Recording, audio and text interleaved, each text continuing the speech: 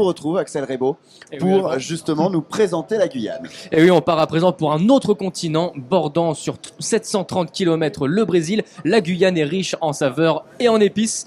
On embarque donc en Amérique du Sud. Si la Guyane, elle fait à peu près la taille de la Nouvelle-Aquitaine, ouais, c'est un bon gros morceau, l'essentiel de la population se trouve en fait sur la côte. Et comme bronzer sur la plage, ça donne faim, les Guyanais ont fini par faire comme Garou, sortir la grand voile, glisser sur le vent et ramener un maximum de poiscaille. Bon, je suis plus sûr du dernier vers, mais voilà. Vous avez compris l'idée, Alban. La poiscaille qu'on retrouve souvent dans la gastronomie guyanaise. Vous pouvez par exemple découvrir la tipa au lait de coco. La tipa, c'est un genre de poisson-chat en fait de la région.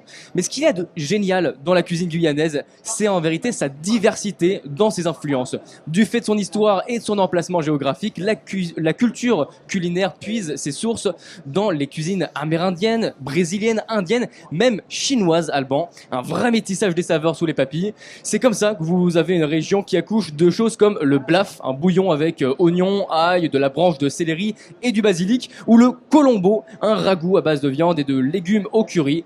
Et que serait la Guyane sans son fruit régional du nom de sa capitale, le fameux piment de Cayenne, l'ingrédient absolument indispensable pour pas développer un palais de Britannique. On veut de l'émotion dans la bouche, même si ça fait pleurer, c'est pas grave, au moins c'est une émotion. Mais si vous êtes plutôt à la recherche d'une petite douceur, vous pouvez naturellement vous tourner vers la banane, la mangue, la goyave, de la papaye ou même du fruit de la passion.